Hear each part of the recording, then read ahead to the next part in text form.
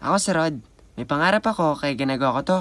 Kaya tara, samahan niyo ako. Aga ko nga nagising ngayon mga guys kasi picturean na namin sa graduation namin. Hindi ko na nga kayo isinama sa pagligo ko. Pero ang totoo nga yan, hindi naman talaga ako naligo. Charot! Forward na nga muna pala tayo. Nandito na nga pala ako dito sa kanto namin. Naglakad na nga lang ako papunta dito sa kanto kasi yung motor na ginagamit ko ay ginagamit ni Papa sa kanyang trabaho. At dahil nga ginamit ni Papa yung motor na ginagamit ko ay for today's video nga mag-jeep na muna ako mga guys. Medyo matagal nga ako naghintay ng jeep dito pero okay lang naman yun kasi hindi pa naman ako late sa pictorial namin. Nakalipas nga ng ilang minutong paghihintay ng jeep dito sa wakas ay may dumating na din jeep dito. Sa paghihintay nga ng jeep dito sa amin ay talagang maagad ka na lalo na kapag may dumadaan ng mga truck. Ang ibang mga truck nga kasi na dumadaan dito sa amin ay sobrang bibilis din talaga nila. Kapag sumasakay nga ako ng jeep ay ako talaga magpesto dito sa harapan kasi kapag dito nga ako nagpesto ay paniguradong ako din niya mag-aabot ng mga bayad ng mga pasahero. At fast forward na nga pala muna tayo, nandito na nga din ako dito sa school namin. Pagdating ko nga dito ay medyo patapos na din pala sila dito. Buti na lang mabilis yung jeep na sinakyan ko kanina. Kung hindi ako kakabuti sa pictorial namin. At pagdating ko nga dito ay minake-upan na din ako ni ate kasi ako na din daw yung susunod na pipicturan. Ang bilis nga lang mag-makeup ni ate kaya nakalipas nga lang ng ilang minuto ay natapos na din ako sa pagme-makeup. At nung natapos naman ako sa pagme-makeup, bibinisan naman na nila ako dito. Kung binibisan nga ako ni ate dito ay kinakabahan ako baka kasi ang kakalabasan ng picture ko ay parang yung sa national ID.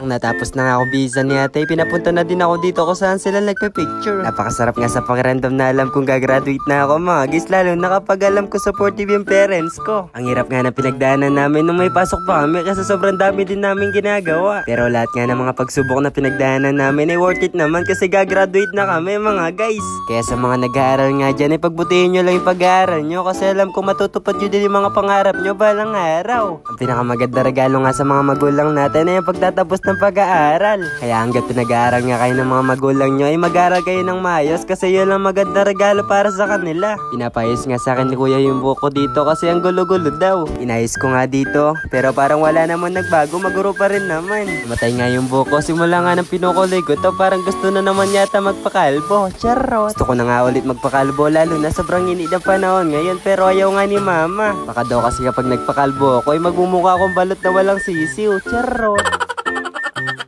Pagkatapos ko nga mapicturean, inubad ko na nga agad itong mga suot kong damit. Hindi ko na nga sana ubarin itong damit mga guys para makapagpapicture naman ako sa bahay kasi may sarili naman akong camera. Presentable nga itong mga pinasuot nilang damit sa akin kaya sarap niya din tignan sa mata. Sobrang payat ko na nga ngayon kasi almost 2 weeks na yata akong inuubo mga guys. Anang tigil yung pag-ubo ko hanggang ngayon kaya yung utawang ko talaga ay bagsak na. Sinusukatan na nga din pala ako ni sir dito para alam din nila kung anong size na susuotin kong toga. Kung hindi nga siguro magpapasukat dito, baka double XL lang ibigyan na lang toga sa akin lalo na sobrang abanganan baka magmukha akong white lady sa araw ng graduation namin.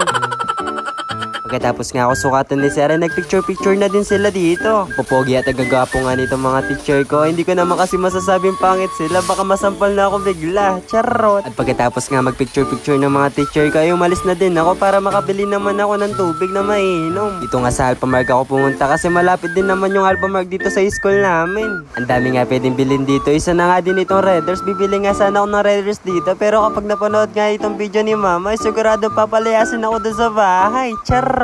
Di nga pwede sa akin yung Redders kaya itong Smart na lang ang pinili ko. Lemon nga na Smart itong pinili ko. May nakapagsabi kasi sa akin na kapag uminom ka ng ganito ay maalis na lang yung ubo mo. Hindi nga ako naniniwala dun sa nagsabi kaya susubukan ko na muna kung totoo ba talaga. Pero bago ko nga inumin itong Smart na pinili ko ay babayaran ko na muna baka kasi makulong ako kapag hindi ko pa itong binayaran.